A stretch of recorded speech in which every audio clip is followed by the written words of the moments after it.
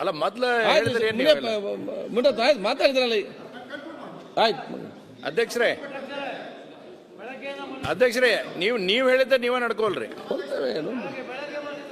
ಏನ್ ಊಟಕ್ಕೆ ಹೋಗ್ಲಾರ್ದು ಇಲ್ಲೇ ಕುಂತ್ರು ಮಾಡ್ಸಾಡ್ಕೊಂಡ್ರೆ ತಾಳ್ಮೆ ಕಲಿಯಿರಿ.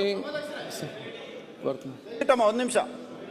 ಇದಕ್ಕೆ ಸಂಬಂಧಪಟ್ಟಂತೆ 16/8/24 ನಾನು ಮೆಟ್ರೋವ್ರಿಗೆ ಪತ್ರ ಬರೀತೇನೆ. ಆಯ್ತು, ಬೇಗ ಮುಗಿಸಿ. ಹೇಳ್ತೇನೆ. ಇದರಲ್ಲಿ ಇಷ್ಟು ಜನ ಮಾತಾಡಲಿಕ್ಕಿದ್ದಾರೆ, ಬಹಳ ಸೂಕ್ಷ್ಮ. ಇನ್ನೊಂದು ಟೈಮ್ ಕೊಡಿ. ಅರ್ಜೆಂಟ್ ವಿಚಾರ 5 ನಿಮಿಷ ಮಾತಾಡ್ತದೆ ಸರ್. ಉಪಮುಖ್ಯಮಂತ್ರಿಗಳು ಕೇಳಿಸ್ಕೋಬೇಕು. 15/6/2025 ಲೀಸ್ ಟೈಮ್ ಆಯ್ತು. ಇದನ್ನ ನಾವು ಯಾರಿಗೂ ಕೊಡೋದಿಲ್ಲ, ವಶಪಡಿಸ್ಕೊಳ್ತೀವಿ ಅಂತೇಳಿ ಅಂದಿನ ಮುಜರಾಯಿ ಸಚಿವರು ಹೇಳಿರ್ತಾರೆ. ಅದಾದ್ಮೇಲೆ ಮತ್ತೆ ಇದನ್ನೇನು ಮಾಡ್ತಾರೆ, ಅವನು ಲೀಸ್ ಮುಗಿಯೋದು 15/6/2025 ಅಂದ್ರೆ ಈಗ 2 ತಿಂಗಳಿಂದ. ಸಭಾಧ್ಯಕ್ಷರೇ 30 ವರ್ಷಕ್ಕೆ ತಗೊಳ್ತಾನೆ ಸಭಾಧ್ಯಕ್ಷರೇ. ಮಾನ್ಯ ಉಪಮುಖ್ಯಮಂತ್ರಿಗಳೇ, ನಿಮ್ಮ ಕೈ ಮುಗಿದು ಕೇಳ್ಕೊಳ್ತೀನಿ, ಈ 1 ಎಕರೆ 30 ಗುಂಟೆನ ಮುತ್ಯಾಲಮ್ಮ ಮೆಟ್ರೋ ಸ್ಟೇಷನ್ ಮಾಡಿಕೊಡಿ. ಬಡೂರಿನಲ್ಲಿ 7-8 ತಲೆಮಾರುಗಳಿಂದ ವಾಸ ಮಾಡೋಂಥ ಅಕ್ಕಪಕ್ಕದವ್ರ ಆಸ್ತಿನ ವಶಪಡಿಸ್ಕೊಳ್ಳೋದು ಬೇಡ.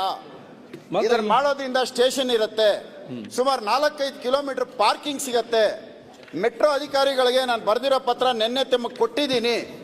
ತಾವು ಸದ್ಯಕ್ಕೆ ಪಾಸಿಟಿವ್ ಆಗಿ ಬರ್ದಿದ್ದೀರಿ. ತಾವು ಇದನ್ನ ಸ್ಟೇಷನ್ ಮಾಡ್ಕೊಡ್ತೀರಿ ಅಂತ ನಾನು ನಂಬ್ತೇನೆ. ದಯವಿಟ್ಟು ಈ ತರ ಒಂದು ಸರ್, ಮೊನ್ನೆ ಕ್ಯಾಬಿನೆಟ್ ಅಲ್ಲಿ ಆಗಿರೋ ಬಹಳ ಕ್ಲಿಯರ್ ಇದೆ. ನಿಮ್ ರಿಪೋರ್ಟ್ ನಾನು ನೋಡಿದ್ದೀನಿ. ಅಲ್ಲ ನನಗೆ ಹೌಸಲ್ಲಿ ನಮ್ಮ ಆಫೀಸರ್ ಕೇಳೋದು ನಾವು ಯಾವುದು ಮಾಡಿಲ್ಲ. ಅಲ್ಲ 100% ರೆಕಾರ್ಡ್ ಆಗಿದೆ. DC ಚೇಂಬರ್ ಅಲ್ಲಿ ಫೈಲ್ ಇದೆ. ಇದ್ರೆ ಕೊಡಿ. ಅಲ್ಲ ಕೊಟ್ಟಿಲ್ಲ ನನಗೆ, ಅವ್ರು ಕಾಪಿ ಕೇಳಿದ್ರೆ ಕೊಟ್ಟಿಲ್ಲ. DC ಚೇಂಬರ್ ಅಲ್ಲಿ ಫೈಲೇ ಇದೆ. ವೆರಿ ಕ್ಲಿಯರ್ ಕ್ಯಾಬಿನೆಟ್ ಡಿಸಿಷನ್ ಆಗಿ ಫೈಲ್ DC ಹತ್ರ ಇದೆ. ಸಭಾಧ್ಯಕ್ಷರೇ, ಅದೇ ರೀತಿ ತುಮಕೂರು ರೋಡು ಜಂಕ್ಷನ್ ಸಭಾಧ್ಯಕ್ಷರೇ, ಇವಾಗ ಏರ್ಪೋರ್ಟ್ ರೋಡ್ ನಾನು ಮಾತಾಡ್ತೀನಿ. ಇದು 70% ಕರ್ನಾಟಕ ತುಮಕೂರು ರೋಡಲ್ಲಿ ಬರುತ್ತೆ. ಇದು ಒಂದು ಸಿಗ್ನಲ್ ಫ್ರೀ ಮಾಡಿದ್ರೆ ಗುರುಗುಂಟೆಪಾಳ್ಯ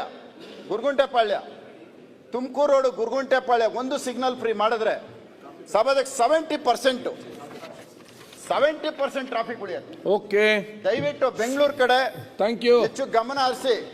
ಇವತ್ತು ಬೆಂಗಳೂರು ಒಳಗಡೆ ಪಾಟೋಲ್ಗಳು ಇರ್ಬೋದು, ಡೆವಲಪ್ಮೆಂಟ್ ಇರ್ಬೋದು.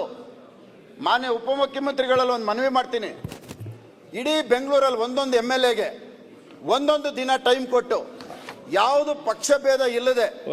ಇವತ್ತು ಸುರೇಶ್ ಕುಮಾರ್ ಅವರು ಒಂದು ಮಾತು ಹೇಳಿದ್ರು ದೇವರಾಜಸ್ ಅವ್ರ ಬಗ್ಗೆ, ಒಂದು ಗ್ಲಾಸ್ ನೀರಿಟ್ಕೊಂಡು. ಆಯ್ತು ಸಾಕು, ನೀವು ಒಂದೊಂದು ದಿನ ಒಬ್ಬೊಬ್ಬರಿಗೆ ಟೈಮ್ ಕೊಡಿ. ಸಮಸ್ಯೆಗಳನ್ನ ಪಕ್ಷ ಭೇದ ಮರೆತು ನಿನ್ನ ಜೊತೆ ನಾನಿದ್ದೀನಿ ಬಾ ಡೆವಲಪ್ಮೆಂಟ್ಗೆ ಅಂತ ಕರ್ಕೊಂಡೋಗಿ. ಬೆಂಗಳೂರು ಒಳಗಡೆ ಒಳ್ಳೆ ಹೆಸರು ಉಳ್ಕೊಳ್ಳುತ್ತೆ. Thank you. ಆಮೇಲೆ ಒಂದೇ ಒಂದು ಕಿವಿ ಮಾತು, ವಿಜಯನಗರ ಕೃಷ್ಣದೇವರಾಯನವರು ಅವರ ಆಳ್ವಿಕೆನಲ್ಲಿ ನನ್ನ ಆಳ್ವಿಕೆ ಹೆಂಗಿದೆ ಅಂತೇಳಿ ಮಾರುವೇಷದಲ್ಲಿ ಹೋಗಿ ಪರೀಕ್ಷೆ ಮಾಡ್ತಾ ಇದ್ರಂತೆ. ಜನಗಳು ಅವಾಗ ಹೇಳ್ತಾ ಇದ್ರಂತೆ ಏನೇನು ತೊಂದರೆ ಇದೆ ಅಂತ. ಒಂದು ಸಾರಿ ನೀವು ಮಾರುವೇಷದಲ್ಲಿ DK ಶಿವಕುಮಾರ್ ಬಗ್ಗೆ ಏನ್ ಹೇಳ್ತೀರಾ ಅಂತ ಒಂದು ಅಭಿಪ್ರಾಯ ಕಲೆಕ್ಟ್ ಮಾಡಿ, ನಿಮ್ಮ ಬಗ್ಗೆ ಸಿಗಂತ ಅಭಿಪ್ರಾಯನ ನೀವೇ ಪಡ್ಕೊಳ್ಳಿ. ಆಮೇಲೆ ಸರಿ ಮಾಡ್ಕೊಳ್ಳಿ. ಸುರೇಶ್ ಗೌಡ್ರೆ, ಒಳ್ಳೇದಾಗಿ. ಮಾನ್ಯ ಸಭಾಧ್ಯಕ್ಷರೇ,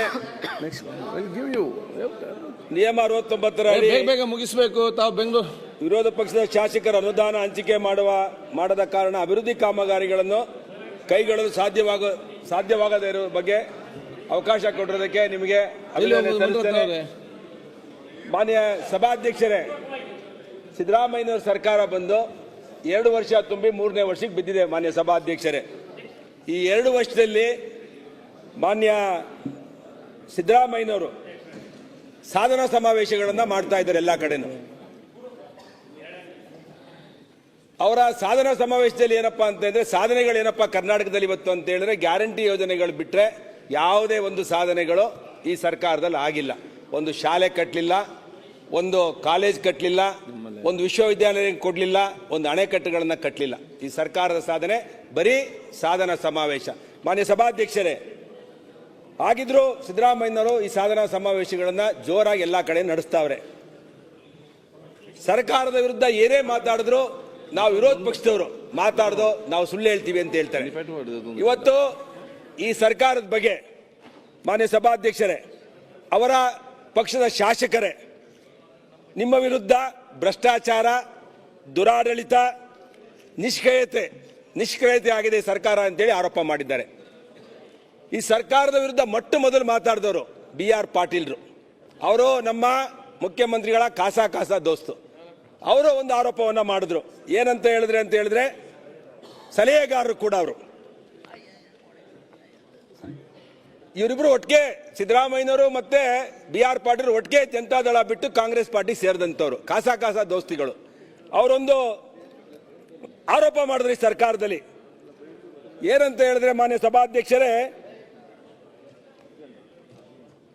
ಅವರ ಆಪ್ತ ಸಚಿವರ ಮೇಲೆ ಮಾನ್ಯ ಜಮೀರ್ ಅಹಮದ್ ಖಾನ್ ವಿರುದ್ಧವೇ ನೇರ ಆರೋಪ ಮಾಡಿದ್ರು.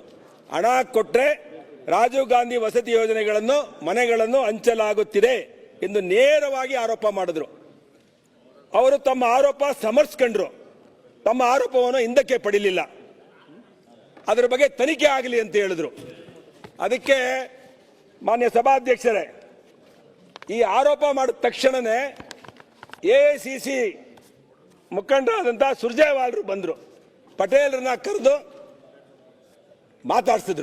ಮಾತಾಡಿಸಿದ್ಮೇಲೆ ಜಮೀರ್ ಅಹಮದ್ ಖಾನ್ ಅನ್ನು ಅವ್ರು ಕರೆಸಿದ್ಮೇಲೆ ಹೆಚ್ಚಿನ ವಿಡಿಯೋಗಳಿಗೆ ಪ್ರತಿಧ್ವನಿ ಯೂಟ್ಯೂಬ್ ಚಾನೆಲ್ ಸಬ್ಸ್ಕ್ರೈಬ್ ಮಾಡಿ, ಬೆಲ್ ಐಕಾನ್ ಕ್ಲಿಕ್ ಮಾಡಿ.